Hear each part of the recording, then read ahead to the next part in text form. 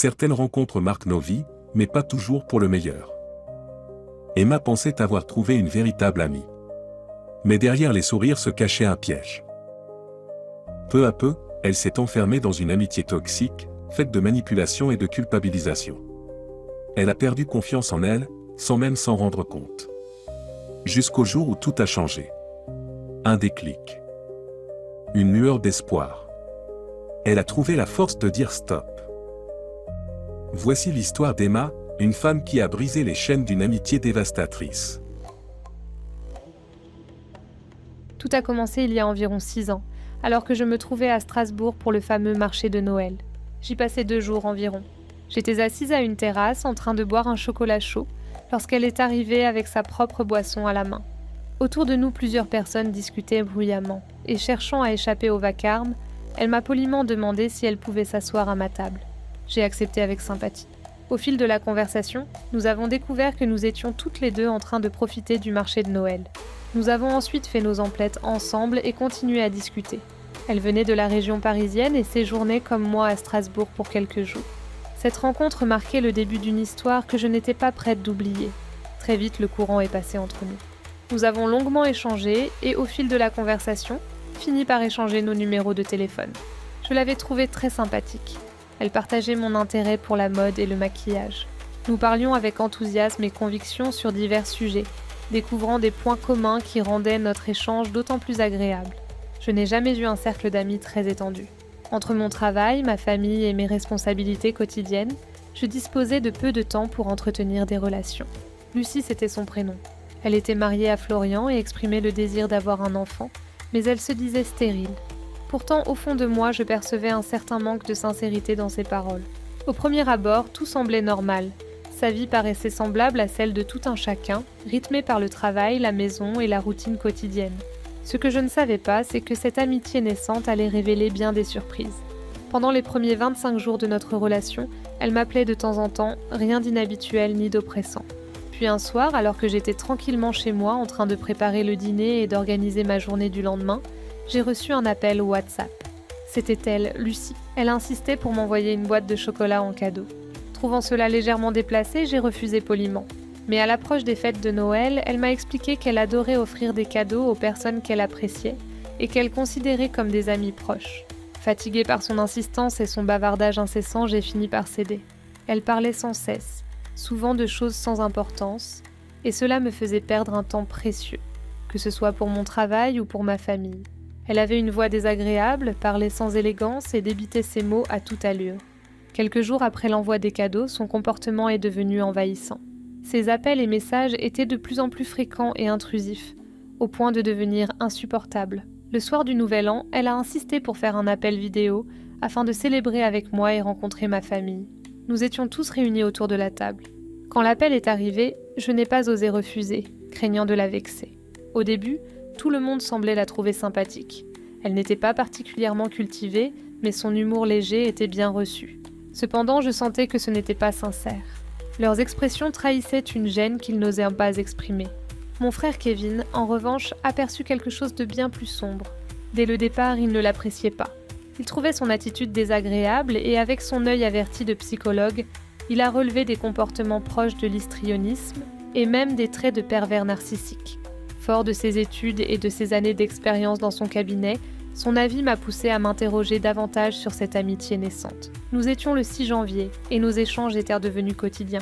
Elle envoyait des messages de sympathie, mais certains d'entre eux me semblaient un peu trop lourds. Pourtant, par peur de la vexer, je choisissais d'entrer dans son jeu, me disant qu'après tout, c'était peut-être simplement sa personnalité. Gentille, mais avec un côté un peu farfelu. Je mettais cela sur le compte d'une différence éducative ou culturelle, et je passais mon temps à lui trouver des excuses. Mais ses appels devinrent rapidement plus insistants. Quelques semaines après, elle me laissait des messages pour me demander de faire des appels en visio dès qu'elle se retrouvait seule, sans son mari, un mari que je n'avais encore jamais vu. Bien que ma vie familiale soit remplie, j'étais célibataire à l'époque et espérais rencontrer d'autres personnes pour partager des moments joyeux, comme toute célibataire de 25 ans. Rire, chanter, danser, profiter des plaisirs simples de la vie. Alors j'acceptais volontiers ses appels. À la fin du mois de février, elle avait réussi à s'immiscer totalement dans ma vie, à la fois personnelle et professionnelle, sans que je m'en rende compte.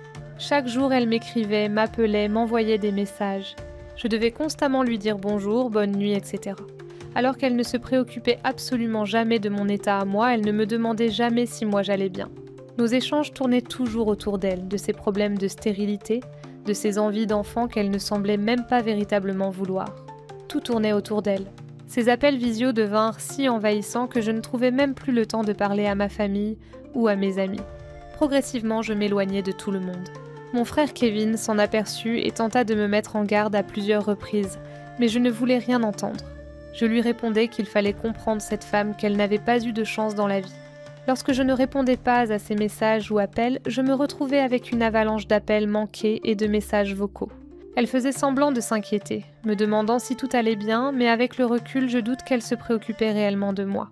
C'était toujours elle, ses besoins, ses préoccupations.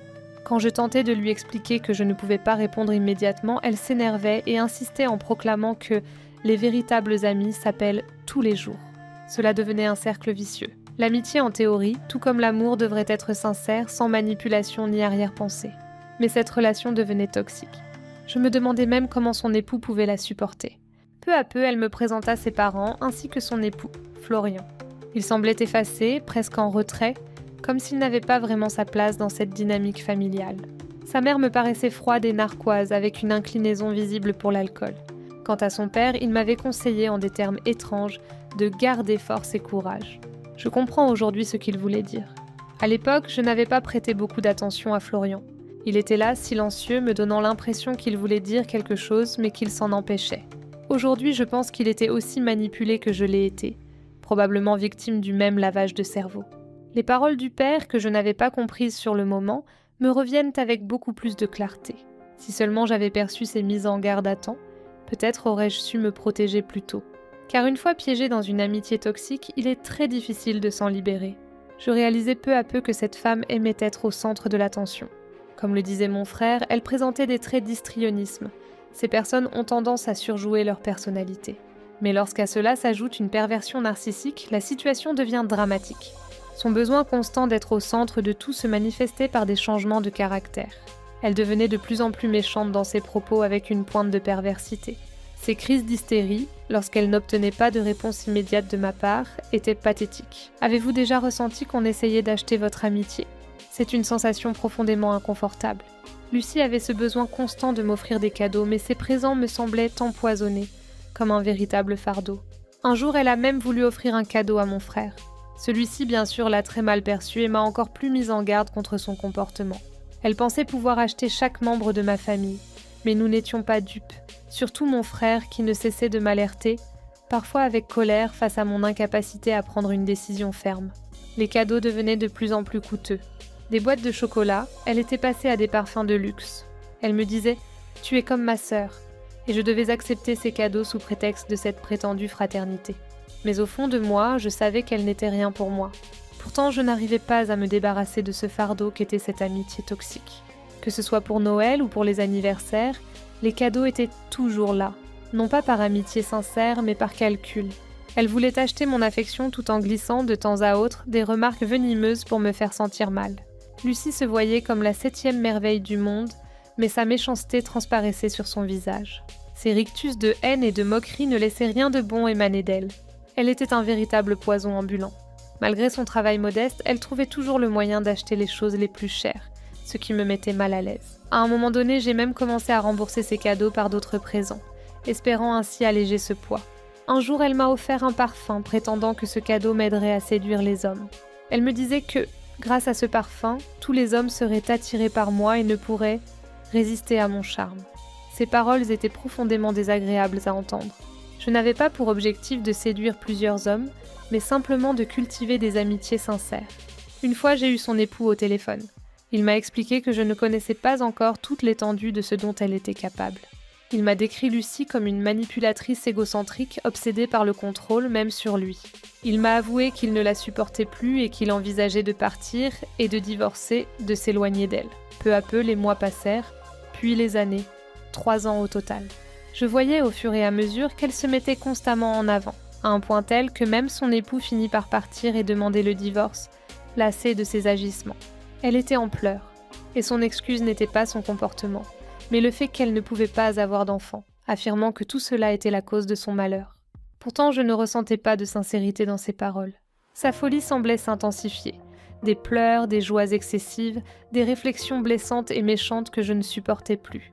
Elle avait un emploi, mais parfois, elle semblait traîner par rapport à ses collègues. J'avais l'impression qu'elle aimait briller, peu importe le contexte, comme on fait briller un meuble. Les jours passaient et elle continuait à m'offrir des cadeaux à chaque fête, chaque occasion. Noël, Pâques, c'était insupportable. Grâce aux éclaircissements de mon frère Kevin, je commençais à comprendre que ces cadeaux étaient aussi toxiques qu'elle. Elle cherchait à acheter mon amitié pour rester le centre d'intérêt. Chaque conversation tournait autour d'elle, son physique, son travail, sa manière d'agir. Même lorsqu'il s'agissait de sujets graves ou délicats, elle ramenait tout à elle. Je travaillais pour une agence de marketing, mais j'étais tellement épuisée par cette relation que je n'arrivais plus à produire correctement. Pendant ce temps, elle continuait son assaut incessant de cadeaux. Parfums, chocolat et même une robe qui n'était absolument pas à mon goût. J'en avais assez de cette intrusion constante dans ma vie privée. Elle n'était en aucun cas ma sœur comme elle prétendait l'être. À mes yeux, elle était une étrangère qui me faisait pitié, mais dont je n'arrivais pas à me détacher. Elle m'appelait constamment, jusqu'à m'épuiser. Je n'avais plus de temps pour moi, pour respirer, pour voir du monde, pour parler à ma famille ou me faire de nouveaux amis. À 25 ans, en tant que femme célibataire, j'avais besoin de me sentir bien, de rencontrer des amis sincères, voir l'âme sœur. Mais elle était omniprésente, m'appelant jour et nuit, même pendant mes pauses au travail ou lorsque je m'absentais pour aller aux toilettes. C'était insupportable. Chaque fois que je lui demandais de me laisser tranquille, elle faisait une crise. Elle criait, hurlait, m'insultait, pleurait. Un jour, ce qui devait arriver arriva. Elle perdit son emploi. Son comportement toxique avait fini par contaminer son environnement professionnel et elle fut licenciée. Ce fut un tournant, mais pas dans le bon sens. Elle devint encore pire. Un monstre d'égoïsme et de méchanceté. Malgré tout, j'éprouvais encore de la pitié pour elle. Je tentais de la soutenir, de lui conseiller de continuer à vivre, de poursuivre ses rêves. Mais elle n'écoutait rien. Elle voulait toujours être le centre de l'attention. Lorsqu'elle finit par obtenir des allocations chômage, ce fut une catastrophe pour elle. Elle vivait cette situation comme une humiliation insupportable. Au lieu de suivre mes conseils, elle devint de plus en plus agressive envers moi. Elle refusait catégoriquement mes encouragements et cherchait à m'humilier à son tour.